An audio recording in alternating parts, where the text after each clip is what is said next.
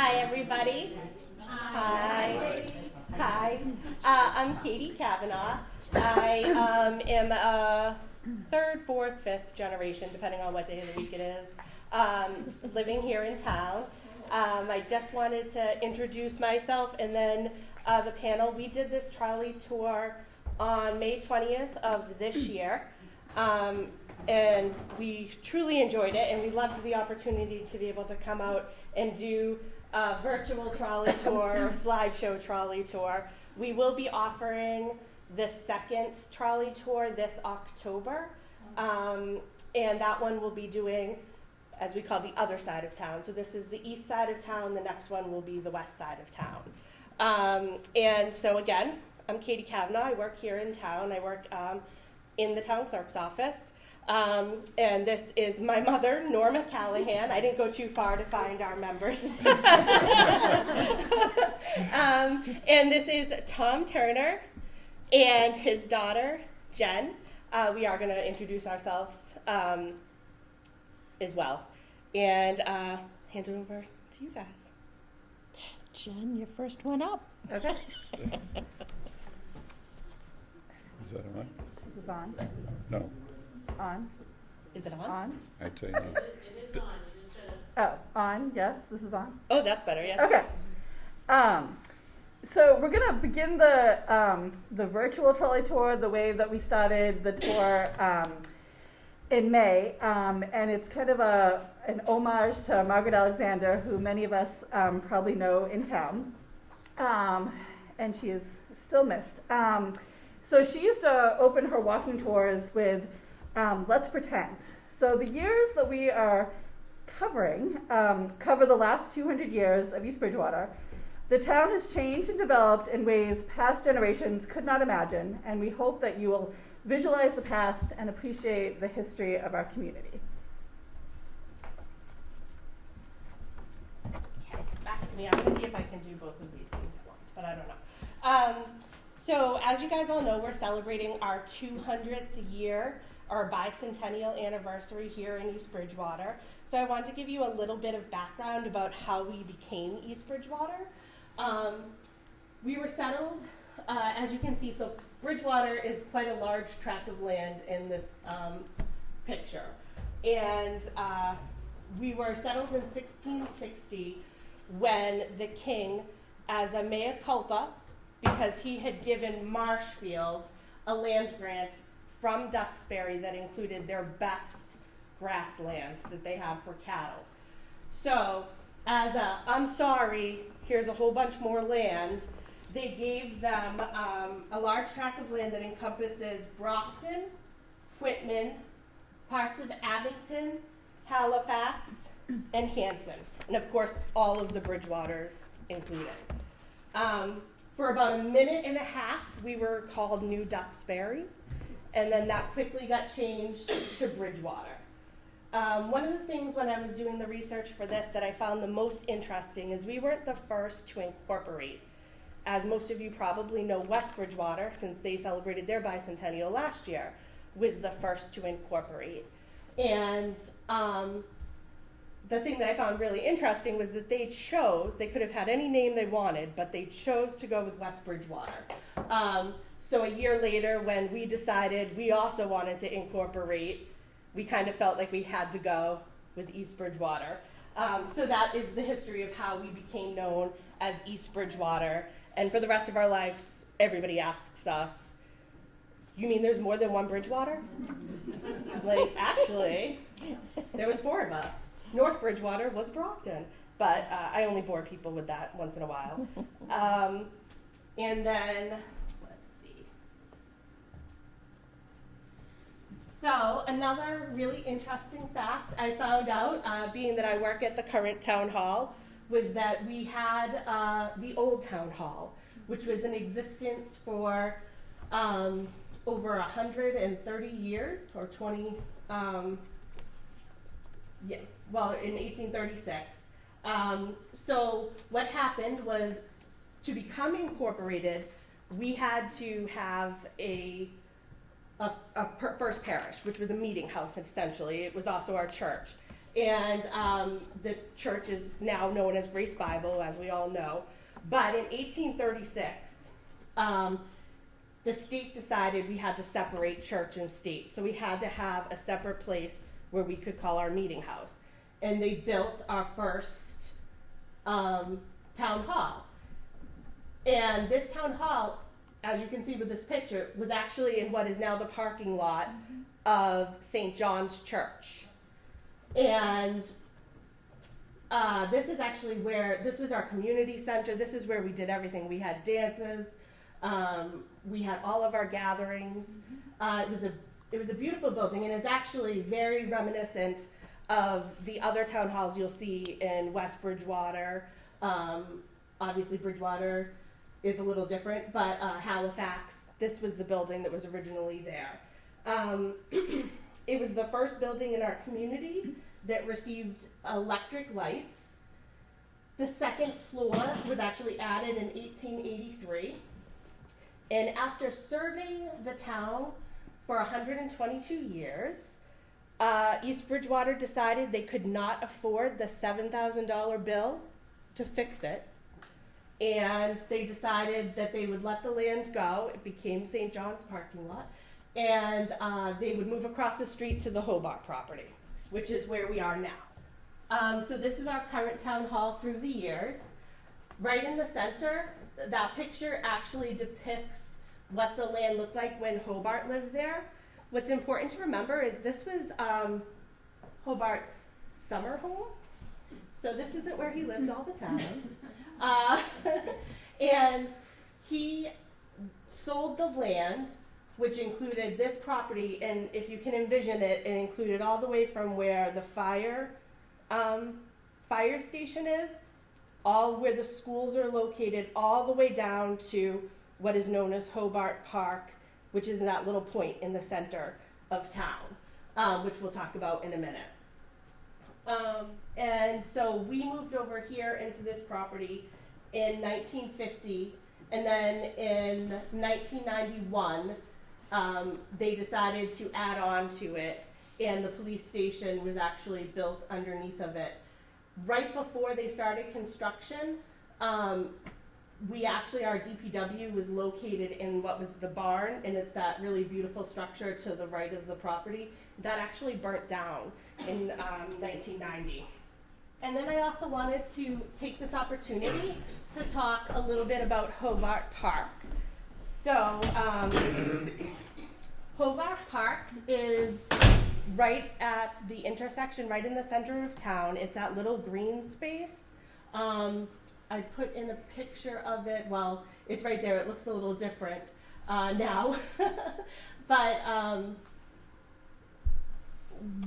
the stipulation, so Mrs. Rowena Bennett Hobart donated the piece of land to the town with the stipulation to keep the same open forever as a park for the use of the public. So it can never be used for anything than what it's used for. And in 1921, the World War I monument was dedicated. And interestingly, one of East Bridgewater's most prestigious artifacts that we own is in Hobart Park. And it's the Cree-Hor sundial. This picture is not quite as good. There's one right up there. That actually is said to be able to tell the time accurately any time of the day. And it's the only one believed in the world to be able to do that. The Smithsonian approached us many, many decades ago and said, this is a huge artifact. We would really like it for our museum. And East Bridgewater, being East Bridgewater, said, no. And they put it in their park, where we all can enjoy it, but none of us really know it's there. So now everybody knows it's there. I also wanted to take this chance to talk briefly about the brick building, the trolley tour. We have not gone through the village yet, or the town, the center of town. That will be in our next trolley tour. But we did obviously talk about the brick building.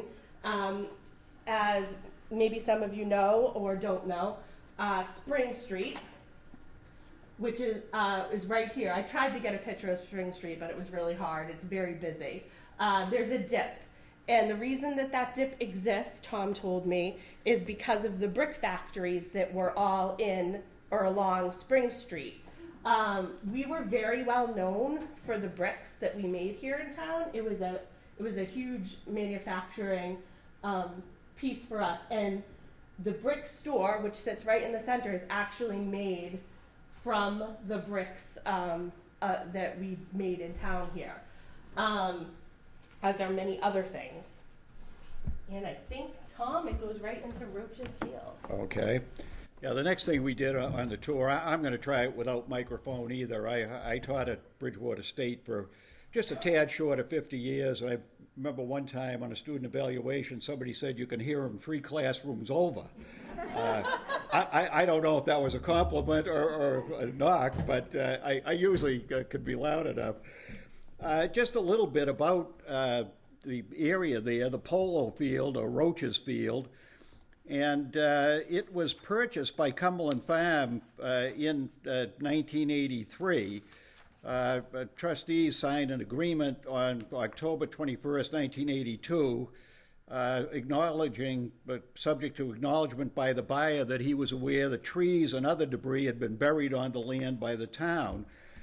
And then in March of 1983, they did finalize the sale. Now, we probably don't think too much of this today, although some of us may have been here long enough that we do, but in that area, it was known for several things. One, the polo field, and I think you can, we have on the slide there, you can see, so polo was played there behind that area. There was a riding club in town at that point, and also 4-H. So that area got a lot of play, and actually on the 4th of July, they often held a carnival and fireworks and a bonfire there. The commercial club was sort of behind that.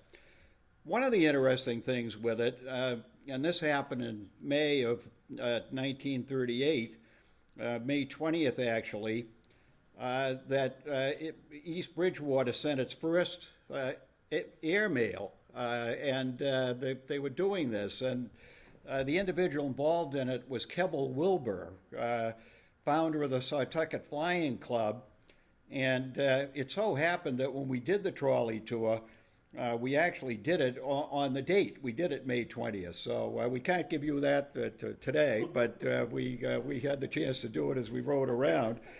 Keble Wilbur took off from the field there about 12:35. He landed in East Boston at 1:05, so it wasn't a long trip.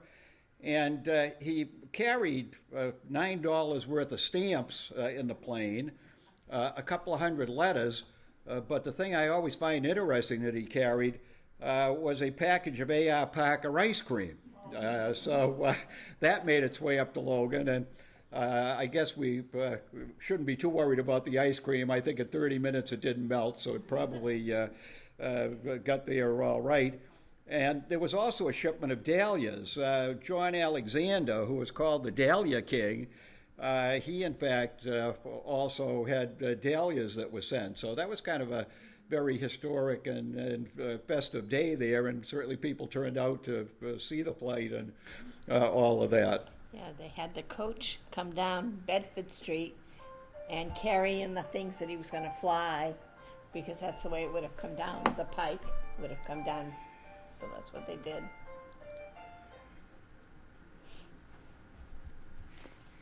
Can I ask a question? Yep. I don't know where you're talking about on Bedford Street. It's the area where the stores are there now, like Ocean State So across from the and fire Cumberland, so So across from the fire this is station. actually, if you can see it, where this is Fernandes Market, where Ocean State Job Lot currently is, and this picture actually has Dewhurst Lumber in it.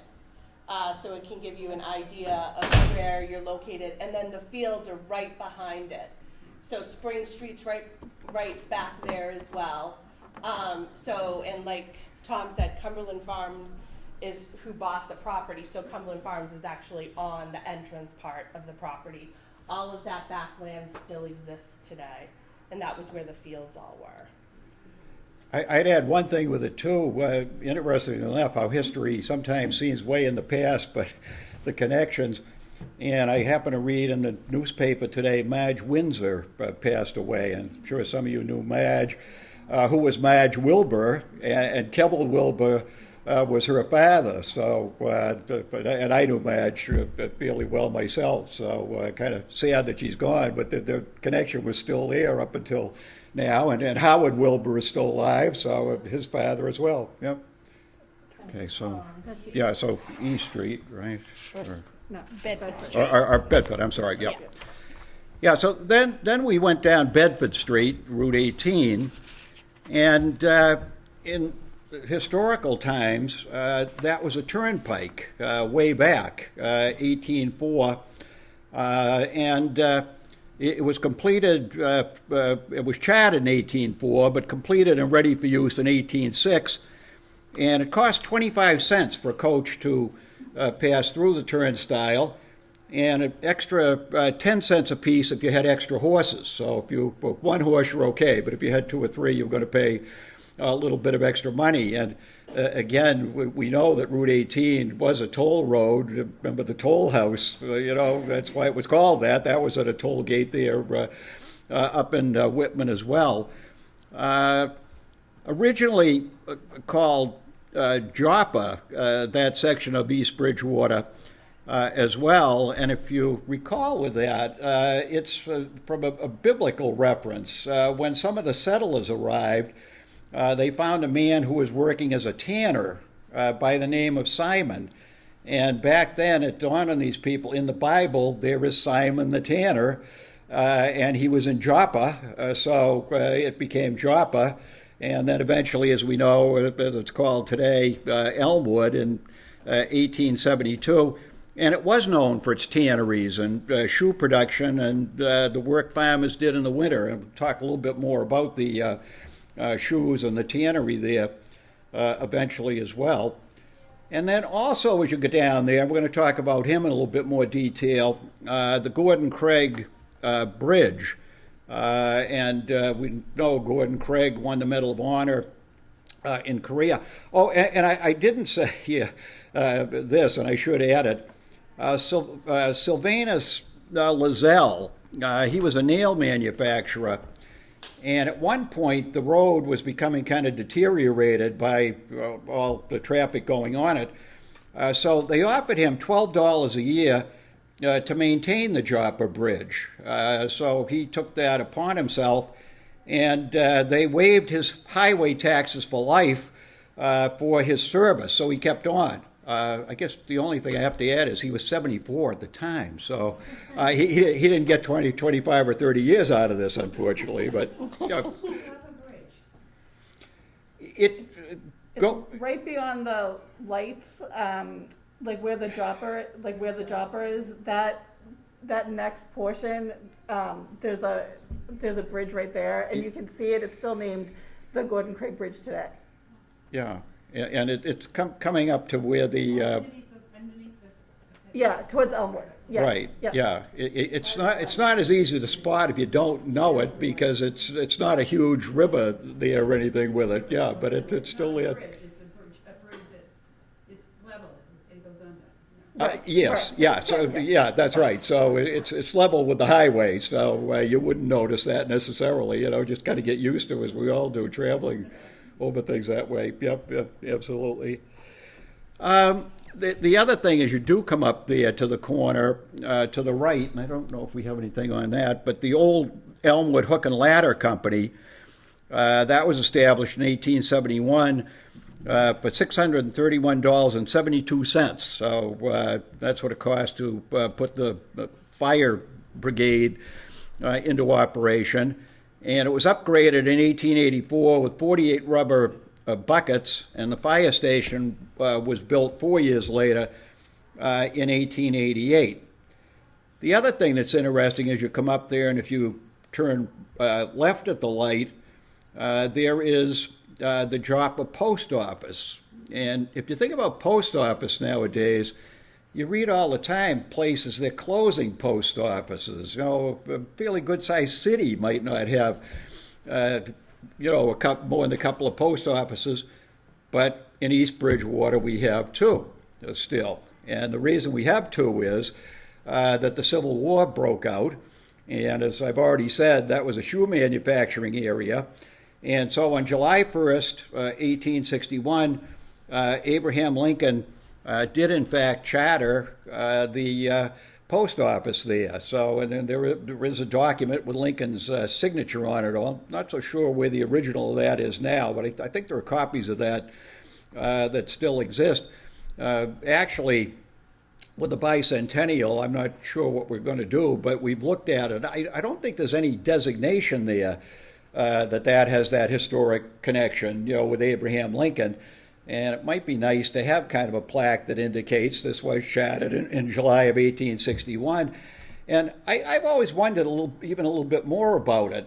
How did Lincoln know about a fairly small town at that time, even though we had shoe manufacturing, but so did a lot of other places, and then became convinced that this would be a good place to charter a post office so that the shoes could then be shipped through the post office. And there may not be more to learn, I'm not sure, but it is kind of interesting as to how and why that happened. On your fire thing, is that the one that's still there on 106 and Yes. 18? Yes. Right. And where was you said there was a hook and ladder? Yeah, it's if you're coming up to the light and It's the house now. you take a right where the tannery stone is, and then the building next to it there. I don't know where the tannery stone is. Okay. It's right on the corner, just before the church. Right. Right. It's just before, yeah, it's before like the, Fire station isn't? Yeah, this is the house as it stands today. Oh, okay. That is the old Hook and Ladder Company. Yeah. Oh, okay, Yeah. okay. Didn't the Historical Society own that at one point, or am I going on It's a that? private house now. Yeah, I know it's a private house know. now. No, I think it was owned by the town, and the town. Yeah, I think the town did own it at one Yeah, point. the but- town owned it, and The old tree department?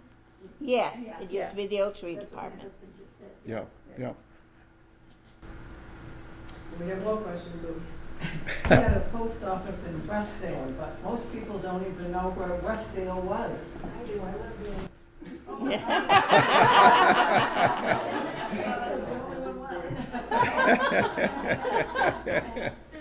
On Laurel Street. Yeah, and Gordon Craig was my cousin, so Oh, I lived here all my life. yeah, No? yeah. Yeah, I think one of the reasons that the Elmwood was chosen for a post office was because of its proximity to three different rail lines at the time. Mm-hmm. There was the railroad, the old colony, which went through Westdale. Right. Yeah, right?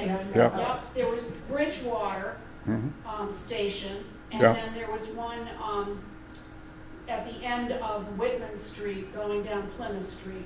So there were railroads at three different locales in Yeah. this area, and that may have been one of the reasons. Yeah, it could certainly have been one of the factors with it then, yeah. And Also, Bridgewater it was quite a style shoe we manufacturing made. place too, for that matter, so there were shoe companies there as well. Yeah, it was the style shoe we made, was Mm-hmm. what, it had no left or right foot. Yeah, So they could just make as many shoes as they could, and they'd have to put it on in Yeah. the Civil War. Yeah. And they were just getting into making fancier men's shoes, because that was the 1860s. And so a lot of the Brockton shoe companies are much fancier. And so they still made So where is Westdale again? it's on the way Johnny to, Macaroni's on Yes. 106. yeah, Oh, right at the end. on the way to West Bridgewater. Oh, It's right on the line area of West and East Bridgewater. Yeah. I couldn't place it no, exactly. she said the line. It's going to West Bridgewater. Right, it's Yeah. at the railroad tracks. Yeah. Cemetery. You have the cemetery now. Okay, and then if you do continue, if you take a left and go past the post office, we come to the what was originally the Joppa Cemetery. And the oldest burial date recorded on a monument in that cemetery is Joseph Winslow, who lived from 1760 to 1806. And very historic there, and we already mentioned one of them, 2 Congressional Medal of Honor recipients are buried in the Elmwood Cemetery. And one of them is Private William Henry Osborne, who served in the Civil War. And in July of 1862, he was serving with Company C, 29th Mass Infantry at Malvern Hill in Virginia. He was wounded. He was carried to the rear, but he secured a rifle. He couldn't find his unit, so he went back to the front and fought with another unit until wounded again, so wounded a couple of times, and then taken prisoner. And the unit, the 29th, was part of the famous Iron Brigade at that point in the war. But he survived. He was taken prisoner, but he eventually was repatriated, and he became the author eventually of the history of the 29th Regiment of the Massachusetts Volunteers, and a judge. And interestingly, yesterday at the Methodist Church, we have a thrift shop, and a young man who does a lot of work with it came up to me with a volume that he had acquired. He works in the thrift shop, and it was a history of Hingham in the Civil War, not East Bridgewater. And the author, I think, was a Lieutenant Colonel Stevenson, but it said William Henry Osborne. He had signed it, so it must have been his copy. And I guess he talked to the people in Hingham, and they kind of weren't too interested in it. I hope they continue that way, because we like to have that back in East Bridgewater and get it in the library here and up in the history room or whatever, because that is kind of a historic signature, with a congressional medal. The other one, and it's great to have a relative of Gordon Craig. He was killed in the Korean War, and he, in fact, was tried to save 4 of his buddies, and he did not survive. And if you've, as most of us have, I didn't grow up in East Bridgewater myself, but I've lived here a long time now. But in the high school, there is the portrait of Gordon Craig and his Medal of Honor. And as one of my colleagues said, Rui Santos, I think some of you know Rui, he used to teach in the schools here. If you think about it, a small town still, back then, we're a little bit bigger now, but to have 2 Medal of Honor winners buried not far from each other. It's probably very difficult to find another place where you could find that happening. So, although I do have to tell you one other thing with Medal of Honor winners, you don't get credit for them on the Medal of Honor list unless they were born in the town. So they're both buried here, but unfortunately, if you look, Gordon Craig was from Brockton, so that's where he would be listed. And William Henry Osborne, I think, was in Scituate. So, but again, regardless of that, I mean, that's the way they keep the congressional medal records. But nonetheless, we do have the 2 here, and the graves are just within, stepping distance, stone between the 2. So. Do you want the? No, I think I talk pretty loud too. Yeah, you go. They'll hear me fine. If you don't, let me know. Also buried in the Joppa Cemetery is Reverend Timothy Otis Payne. He was the 2nd Reverend of the Elmwood New Church, which is a Swedenborgian church. And that church has been part of the company since 1820, yeah. And he also was famous for writing the Minister's Stone, and which is in the woods, sort of to the back of the cemetery, though that's not the way to get there. There's a side road. Does anybody know the name of that street? We didn't. Swarthmore. What is it? It's Swarthmore. Swarthmore Street. Go down East Street and you take a right onto Elmwood Terrace and then you go through the maze of the streets and there it's Swarthmore. It's Swarthmore It's the Street. end of a cul-de-sac. Yeah, it's at the end of a cul-de-sac and there's, oh, wait a minute.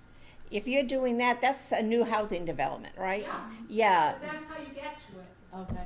And Is- there's granite posts that are well maintained with a path that goes into the woods. so that And the is how you, Breckers own the property. because the town supposedly had a path put in. That's what the granite pillars are. That's what the Yeah. granite pillars are? Now, they told me it was off another side street. That is a side street. No, yeah, that's, somebody on the trolley tour actually was telling us this. Yeah, So that's Kathy's exactly right. yep. So, and, cause there's a gentleman there that's a little upset with us tromping over his yard to get to the stone, so. Yeah, and I know the town said they put in a right-of-way and a path to get there. They did. And So. if you stay in the right of way, which is between, you have a row of granite pillars, Yep, and it goes down into the woods just a tad, and you take a left. you'll it's see right a there. stone. It's right there. This rock, so he did two rocks. He did one in West Bridgewater, Solitude Rock, and he did the one in East Bridgewater. Now, he could have done more, but they've never been discovered, so they may still be out there sometime. This rock I visited here so oft, I wish may here remain. When yon brick shaft on leafy sprig or looks no more than plain, and let the trees around it grow and stripe its side with shade, as on the quiet August days when I these letters made, and it's signed by Reverend Timothy Otis Payne. And then we're going down East Street from where we turned around. Yep. So, the first house is 127 East Street. It's an Italianate Victorian. It was built in 1855. And what they discovered when they were in the basement, it was built by New Bedford shipbuilders. Off-season, the shipbuilders would build houses. If you look at it, you'll really see it does look like New Bedford. So, but all the timbers in the basement are marked the same as a shipbuilder would do it, and put together the same way they would build a ship. So that's how they knew how that house had been built. And then 35 East Street is, 35 East Street is Colonel Edward Mitchell's house, and it was built in 1771. He was the grandson of Experience Mitchell, and one of our forefathers. He came here on the Ann, and he owned the tannery in which the tannery bark stone, which we spoke of earlier, that sits in that park now.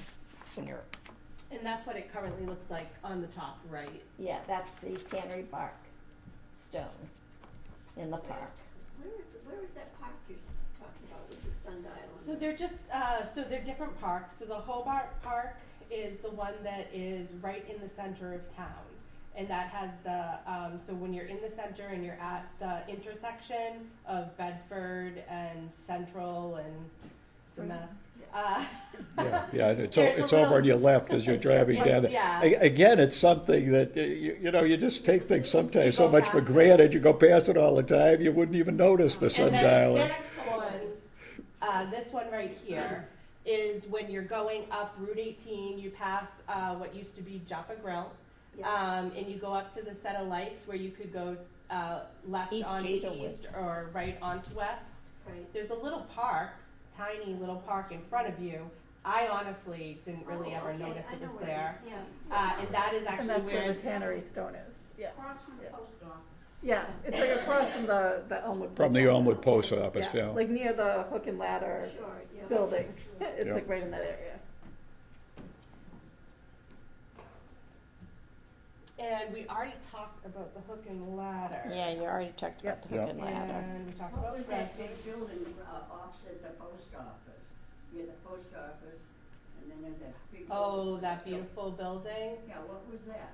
That was Luther Wasn't part Church. of our tour. It wasn't part of our tour. That was Luther Churchill's So we have to go to house. And yeah, now it's time. Now we gotta go to Normal.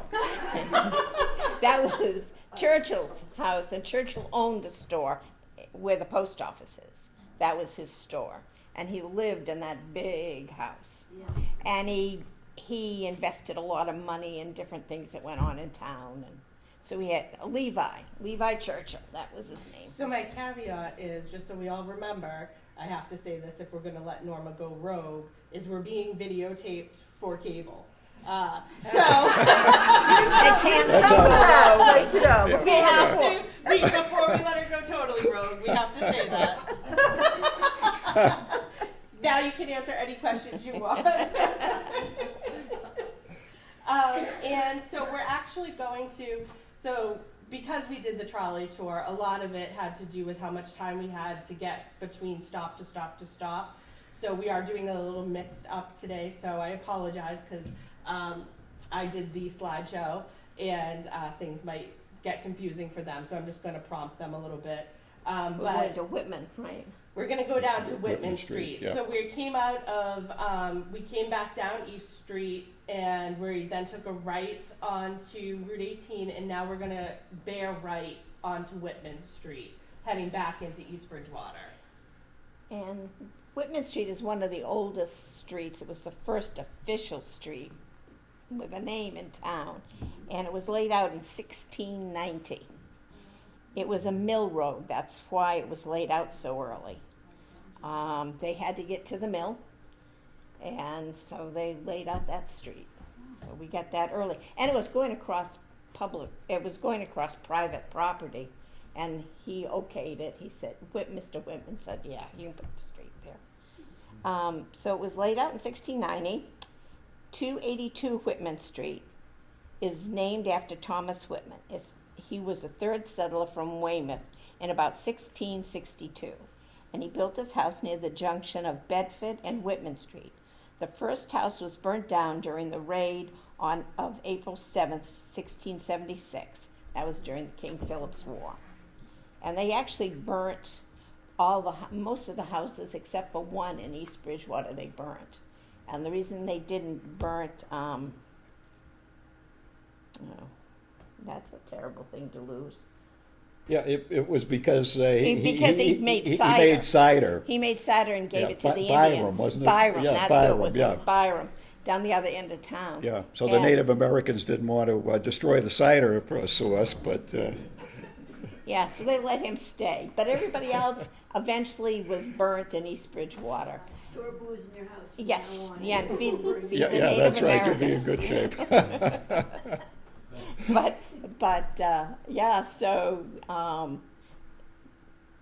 he lost his house then, and he owned a big piece of land. I don't think they ever gave me the acreage. They just tell you about it.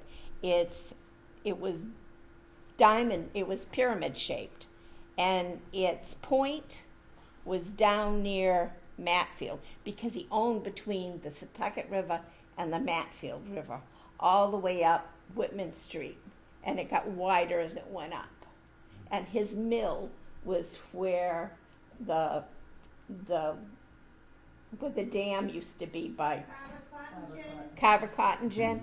He had his just on the other side. Well, I'm trying to think. It's the left-hand side, and it's going further down the road. So it's before you get to Carver Cotton Gin. He had a mill right in there, and that's why they had to put in the road to get to a sawmill.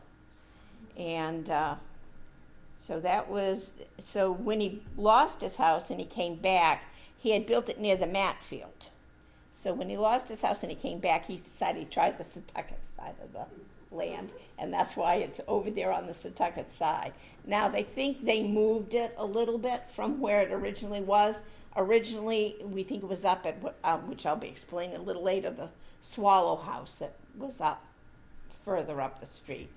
But they moved it where it is, and it's that telescoping house that, you see, the oldest part of it is in the back. And then the other additions were added on. And then in the 1800s, they remodeled the whole thing to try to make it look like it was built in the 1800s. But the oldest part was built in the 1690s. And that was the original part of his house, Whitman's house. And it makes it the oldest home in Well, town, theoretically. Yeah, technically, Yeah. Yeah. We have two that are kind of in competition with each other for potential oldest home. Right. and I think the other one's probably older because I think it's more of the More house. Yeah. So, but there's a few houses that were like that. They took pieces of taverns, they took different things from that period and added it and built off of it. So they don't really get to be the oldest because the front is the 1800s or but we do know the back of that was in the 1890s. 1676, the back. Yeah, the back. Yeah, Right the after. back part, yeah. Yeah. Yeah, well, that first house built, so, oh yeah, he did. He built the other house in 1676 when he Okay, came so back. the next one is actually Tom. Yep. Yeah, another house on Whitman Street, and that's a slide of it there, is the Calvin Francis Harlow house. And if you ever want a real expert on this, if you know Dale Julius, Dale has done many things with Calvin Francis Harlow. But what happened was, at the end of the Civil War, he was stationed down in Virginia, outside of Petersburg. And just a couple of weeks before the war ended, the Confederates launched an attack in the night against the troops that were there. And a lot of people surrendered. They were caught by surprise. And there was a Confederate captain, I think it was a captain, who confronted Frank Calvin Harlow. He actually went by Frank. I'll say a little bit about that in a minute, too. And surrender, you have no chance here. And he responded, "Not while I live." And he took his weapon and fired, and the Confederate fired, and they were both killed. They both died in that confrontation. And the reason we know something about this is that, in fact, Walt Whitman heard the story and thought it was so interesting, and he wrote about it. So you can look in Walt Whitman's works, and you can find it. And it is interesting what's remembered in history and what isn't, because more recently there was another individual, Ephraim Nye, who's come to the surface, and he was involved in a similar type of thing. I don't think he killed the other person. He was killed. And but Dale and some others, they've lectured on this places. But Ephraim Nye is basically forgotten because Walt Whitman didn't write about Ephraim Nye. So it is interesting how some history is remembered and some history isn't. And as I say, Dale used to have Calvin Francis Harlow days. He started out, and as Dale tells it, the first 2 or 3 years, it rained every single time they tried that on a weekend, a Saturday. And then somebody said to Dale, Dale, he wasn't called Calvin. When he signed his letters, it says Frank. So the next year he tried Frank Harlow days. It was bright sunshine. And it continued pretty much. So I don't know. Dale thinks there was some mystic power involved there with it. Maybe there was, but it is an interesting story, and it's interesting that Walt Whitman would write about it. So Then- next, Yep, the next house is 147 Whitman Street. That house was originally a barn. In the 1900s, before we had telephone lines and everything, they got some oxen together and moved it from wherever it was and turned it into an apartment building for the cotton gin, and there it sits. And 139 Whitman Street was the Charles Waterman House, and it was built in 1900 by the Carver Cotton Gin Company foreman. I He do was- not have a picture of this house. I'm not sure why, but I couldn't find one. And when I went down the road, I couldn't be sure which house. I didn't want to put the wrong one up there. So I do not have a Oh, picture for okay. 139. All right. And it's a pretty little house, and it's been there. He lived in there for 30 years. And then 132 Whitman Street is the Clark Swallow House, and it was built in 1857, and it's a Gothic revival style of architecture, and it's the only one in town. And it's that picture of that big tree doesn't show you all the Gothic features it has. But the day we were doing our ride, the gentleman that owns it was out mowing his lawn. He couldn't believe we were looking at his house, his historic house. It was quite awesome. And then 129 Whitman Street was built by Deacon John Whitman in 1798, and the L was added in 1849, and it's the tiniest, narrowest little L on that house.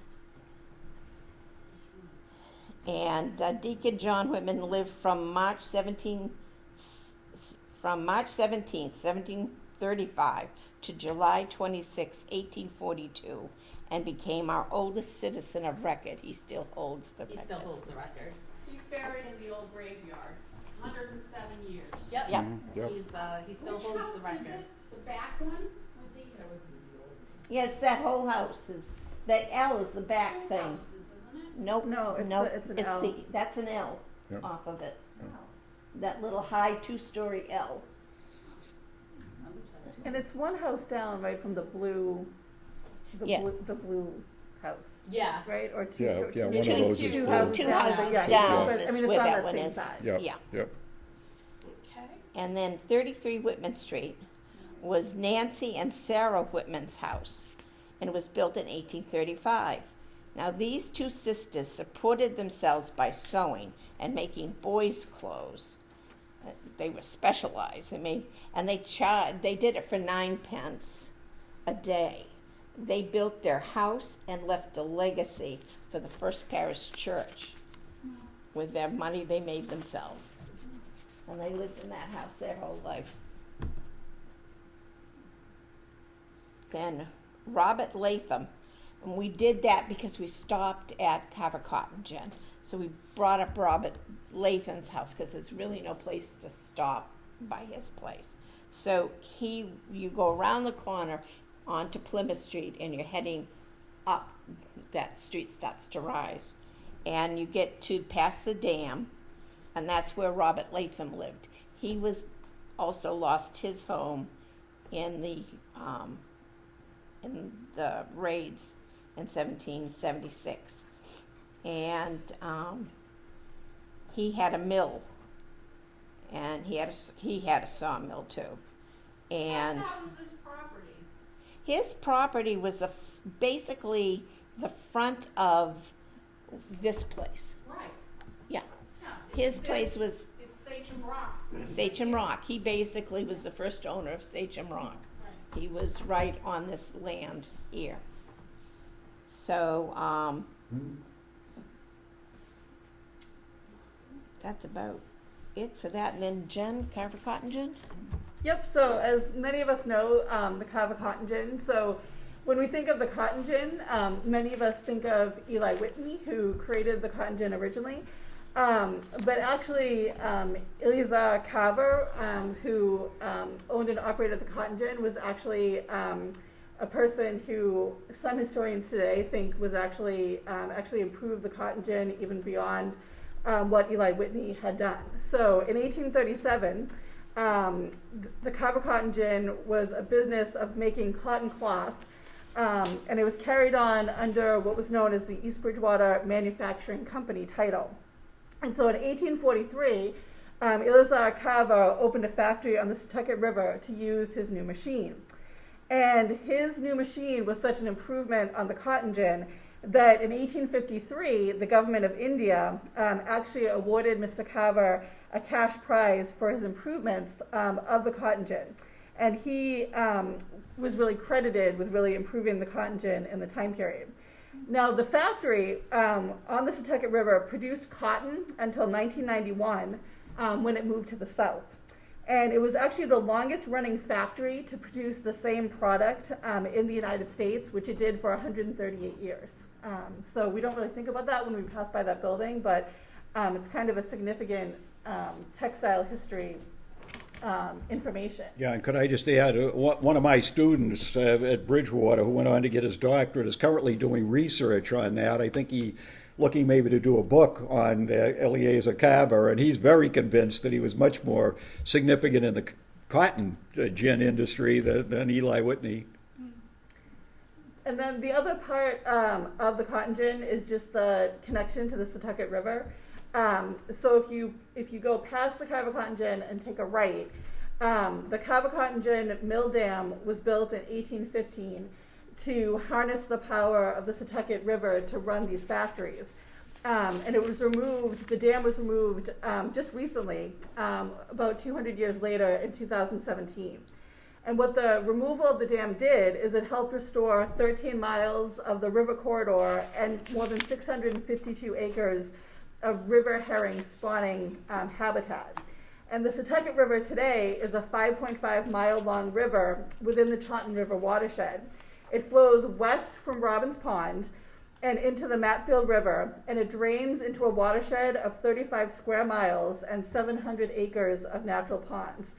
And the reason why, if you've ever walked along the Setauket River, if you've noticed that the color is not very clear, the water of the Setauket River is actually rich with iron, and so it actually produces that kind of tea color of the Setauket River. And so it's generally kind of a slow-moving river that's pretty shallow, but it is that tea color because of the fact there's so much iron in the water today. And then the last thing on the Setauket River side is just to talk about the fish weir. I don't know if we have that. We have from the picture on the right. Okay, so the fish weir, which I don't know if most people who grew up in East Bridgewater, the Setauket River was actually the northernmost boundary of the Wampanoag Nation, which was a powerful Native American tribe that lived in southeastern Mass. Massasoit was the chief of the tribe. And so Wampanoag people actually fished on the Setauket River and created a fishing weir that they used for hundreds of years. So what the Native Americans would do is they would pile stones into the river to form a V, and they would funnel the fish into that V and then take the fish from the river. And so they would use sticks to form a basket at the end of the V. So if in the summer, in particular, if the water level is low enough, and probably not with all this rain that we've been having, but you can still see the fishing weir today. If you take a walk along the Setauket and the river is low enough, you can still see it. It's right in the river across the street from the Carver Cotton Gin.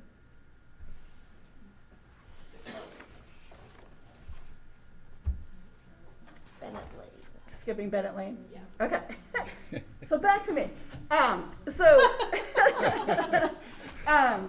the other thing that we did on the tour is we came to what really is probably one of the most historic sites in East Bridgewater, and we're sitting here today on that site. So, and that is basically Sachem Rock. So the history of Sachem Rock is kind of interesting. The Wampanoag people who lived here originally called this site Wanakudo. And originally, in the 1630s, Duxbury bought land that Katie mentioned in the beginning that encompasses all of the Bridgewaters, Brockton, parts of Abington, Hanson, and Halifax. And the price of the total purchase of the land in the 1630s was less than $30. And if you ever want to know what that $30 was, on the back of the seal in town is the list of the items that the Wampanoag people and the Pilgrims sort of negotiated for the sale of this land that we're living on. But the idea of owning land was actually pretty foreign to Native Americans at the time. And Native people actually believed that one could live with the land, but they couldn't own the land. And that Native people thought that the land consisted of a lot of different life forms that shared the land and a lot of energy along with humans. And so Native Americans at the time didn't really know or understand that they were selling the right to use the land for the people who settled here. And when European explorers settled in eastern Massachusetts, it was really the land of the Wampanoag people. And the primary settlement of the Wampanoags was along the Taunton River to the Tittaket section of Bridgewater, with a second core settlement along the Nemasket River in the Middleborough area. And King Philip's War, which Norma has talked a little bit about as well, really accelerated a lot of the tensions and changes between the people who lived here originally and the settlers of Bridgewater.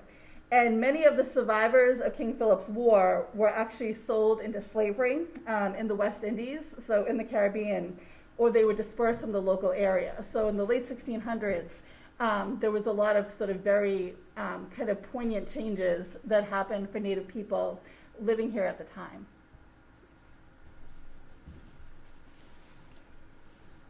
Okay, and so now we're gonna take a right out of this parking lot and head down to heading toward the Y. I'm going to talk about A.R. Parker's. The YMCA actually purchased the A.R. Parker farm in 1968. Prior to that, A.R. Parker was a large dairy and restaurant that started as a milk delivery in the early 1900s. It grew to 11 locations throughout southeastern Mass. It actually, we believe, started as a small ice cream stand right where Ashland Dairy sits now. And then it bought a larger tract of land right across the street where obviously the Y is now. And it was another big gathering place. A lot of people remember going there.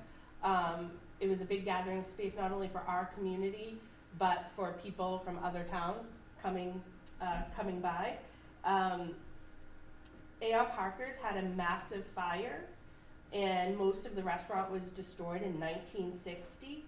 They did rebuild, and the blueprint of that rebuilt property is very similar to what you see with the YMCA today. So that front building looks identical. It is the original building of A.R. Parker's. Across the street from A.R. Parker's, what is now the Y, is a big strip mall, and that actually used to be the Hood Dairy Plant.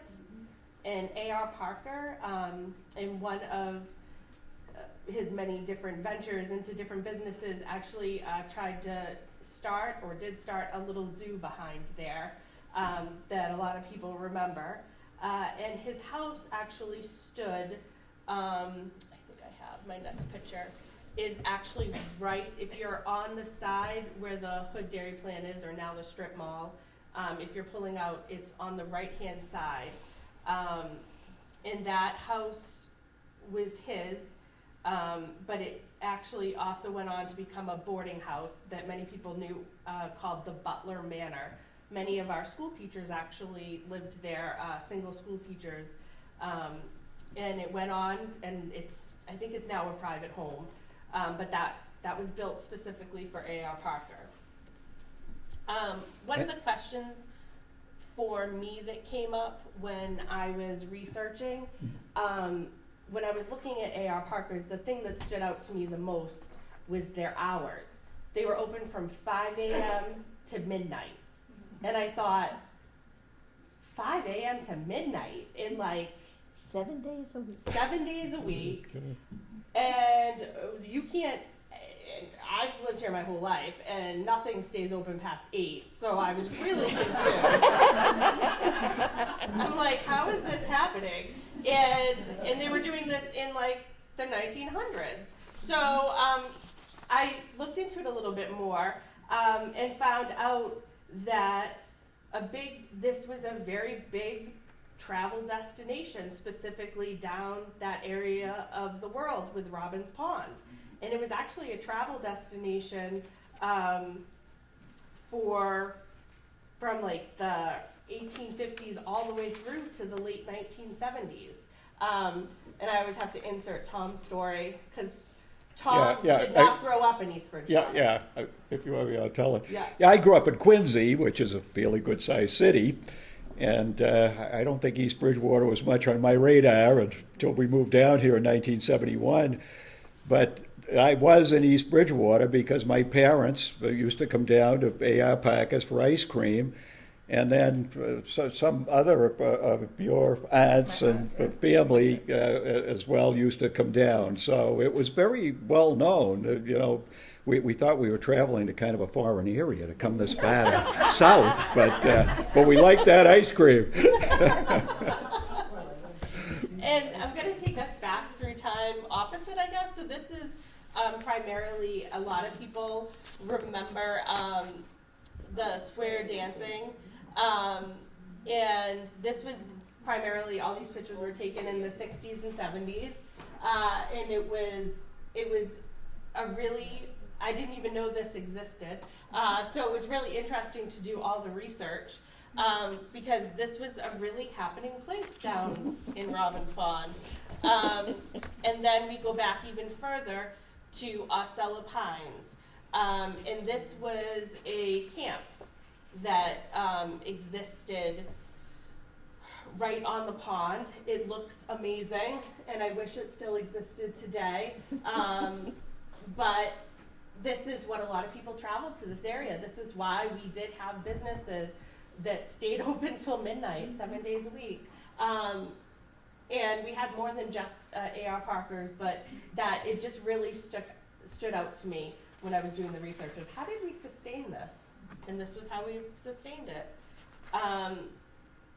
And we are going to talk a little bit now about Robbins Pond. And I'm sorry, Jen, it's back to you.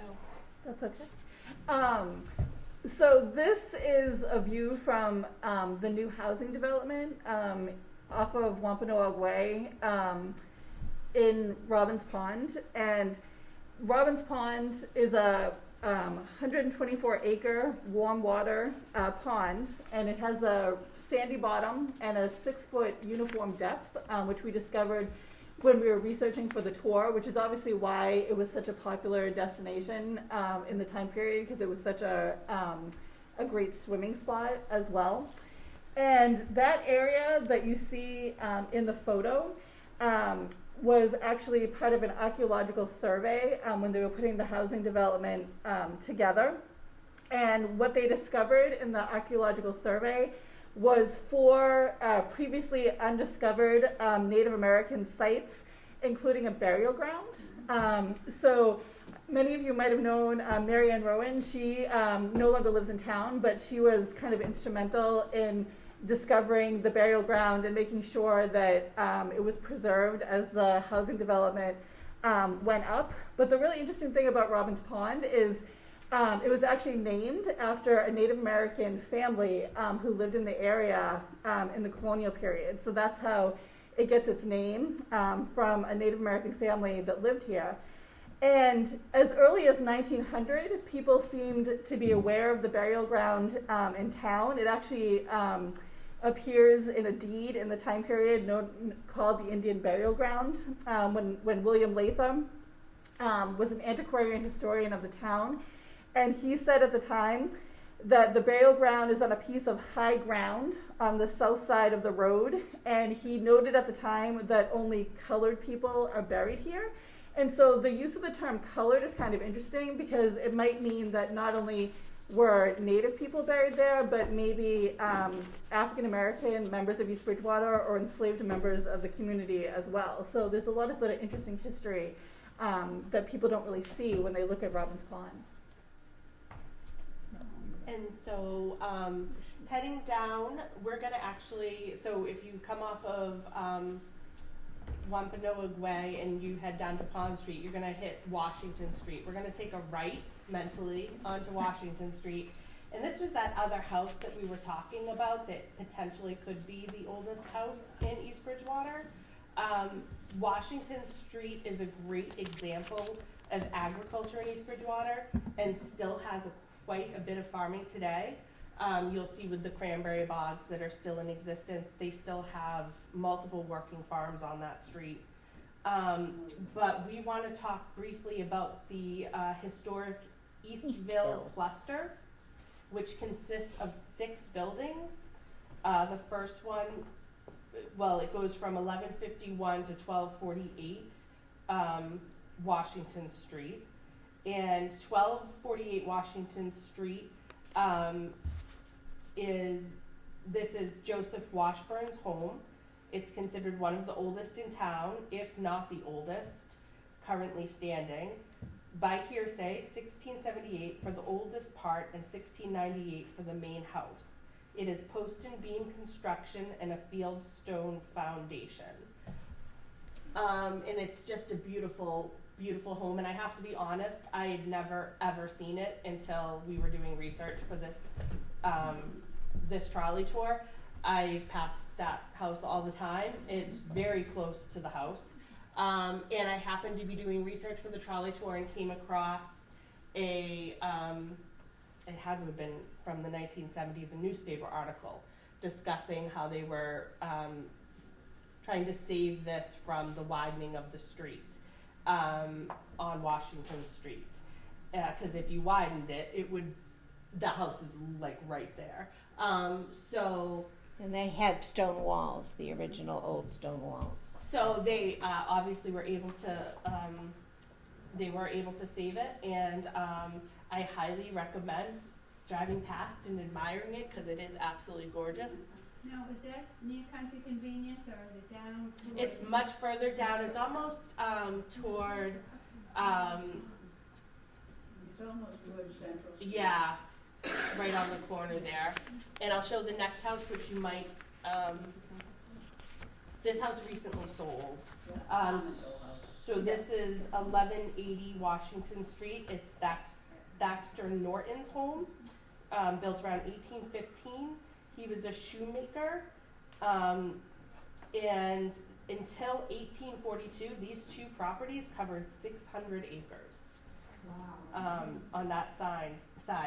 And then as we're continuing down, I just want you to envision, because you probably can, Kamenetsky's farm is going to be here on your left-hand side with the beautiful open fields we're lucky to still have.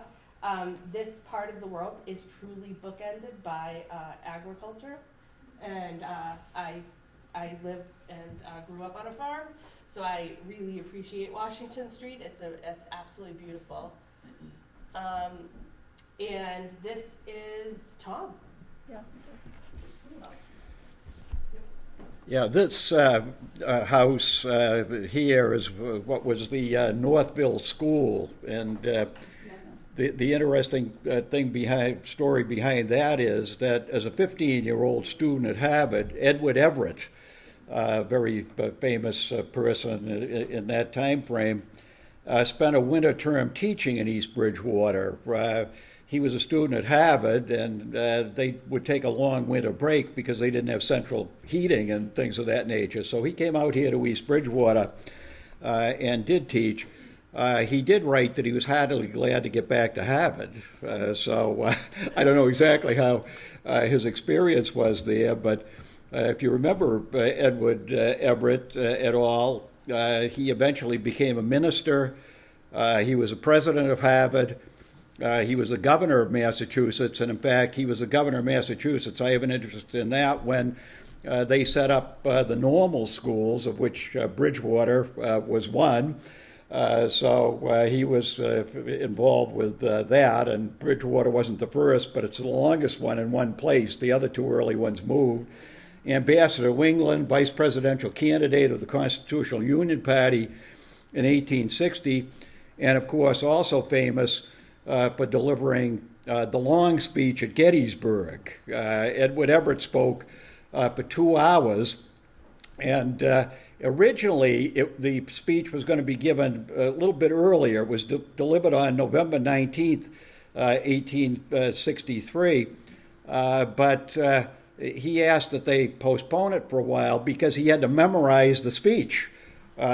We use a few notes here today. I'm a senior citizen myself, so I like a few notes. And he could. He's a great orator. He would deliver it.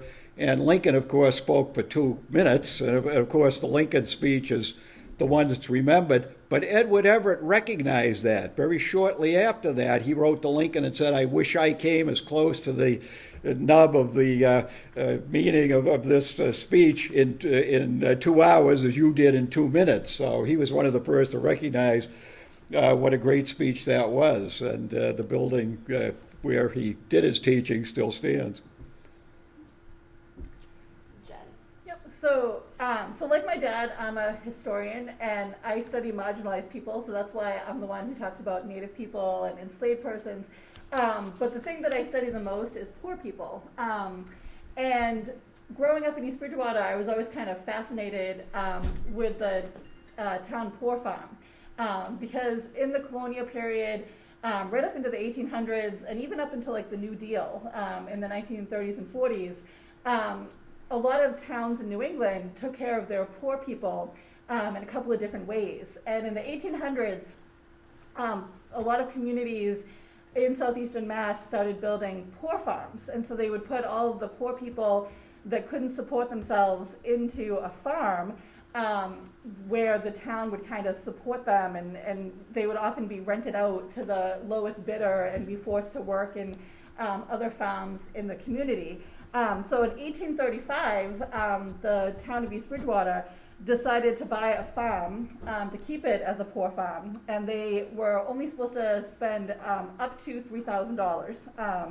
And so in 1835, the town purchased what was known then as Luther Faxon's farm, and they purchased it for $2,100 with a total of 64 acres. And so many people probably passed this the farm, which is the Komuninsky farm now, down near Cumberland Farms on your way to the center of the town. So this is one of the original buildings that's still on Komuninsky's farm today, but this is where poor people would have been housed in the time period. And then, like I said, often in the 1800s, they would be forced to work in other farms in East Bridgewater to the lowest bidder. But that's how a lot of communities in the area supported the poor people in their communities in the time period. Are we still on Washington Street? It's still on Washington Street. The building is like very dilapidated, so it's actually one of the buildings that's kind of like collapsing in on itself.